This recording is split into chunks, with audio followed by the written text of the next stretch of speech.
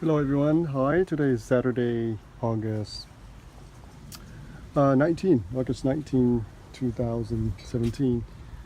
Well, we almost at the end of the season for some of our summer vegetable, um, especially the fruit-bearing vegetable, tomatoes, and cucumbers. So today I'm going to remove some of the plants here. But you can see there's still plenty of fruits on them. I hate to throw them away, um, but you can tell that the plant is really tired. Um, well, it's still going to produce some fruit, but the quality of fruit is not as it's not as good during the peak season. The fruit tend to be a little much smaller, um, and again the leaves already kind of turning browns, and you can tell the overall shape of the plant. Uh, it's kind of tired and overextended because it's been producing a lot of fruit for me. So again, I hate to chop them down while there's still plenty of fruit on them. But again, we want to do it as soon as possible. I don't want too many fruit start dropping on the ground, and then that will invite a lot of other critters and insects around. So on this side, I already removed some plants. I already removed all the tomatoes here. Now this one is actually one single plant. I already dumped a lot of them already. This one here actually come from over there. The one that grew over somebody's roof. So this three plants here I already removed. You can see that's one of my stake holes right there. And again, by removing some of this, that will allow the other plants to come around. Now, this one is the loofah, and you can see it is monstrous. It's so big. The plant is actually over there, almost 15, 20 feet over there, but it's actually climbing over the tomatoes and now even reaching the end of this trellis. So this is amazing. I might prune them off a little bit. We'll see. And again, you have this spontaneous germinations here. This is a bitter melon that's coming up, so I just leave them. Also, my bitter melons, I will remove them maybe this weekend as well, and kind of prep them for the soil for maybe the fall garden. Okay, so here I want to show you some more. So I remove 1, 2, 3, 3 of the Sweet 100 cherry tomatoes, and that one I will remove that one as well. And here's another one, the Sweet 100 right here, was right here, and climbing up this pole here. This entire section here was that tomatoes, and look at all this here.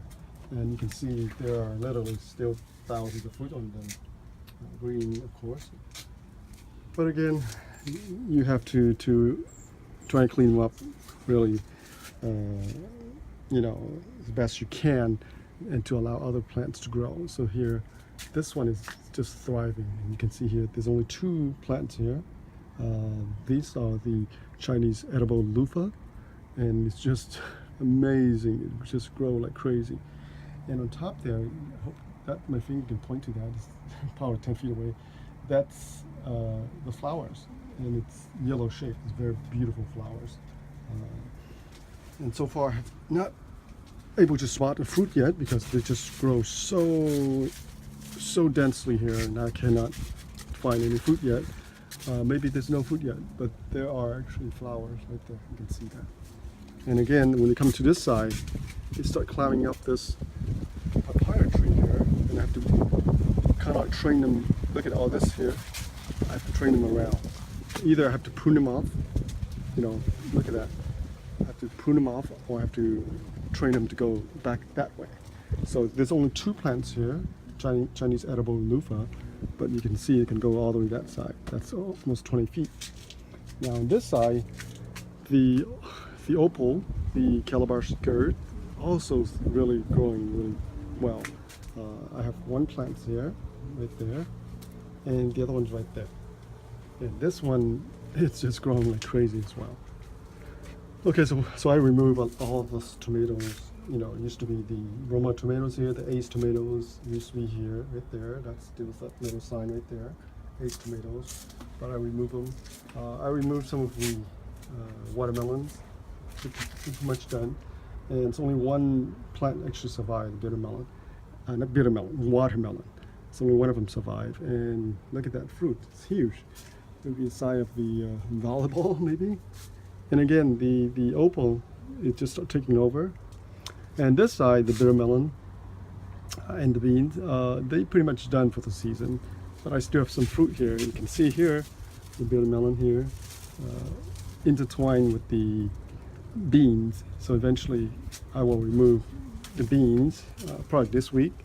And here I still have some fruit here. Look at that bitter melon. And voila, look at this fruit. Look at that. When it's ripened, they open up like a little bell like this. And look at all the seeds. Look at that. That is amazing. Look at that. So the bitter melons are almost, I think they're pretty much done. They still put out a lot of flowers. I still have a lot of fruits on them, small fruit.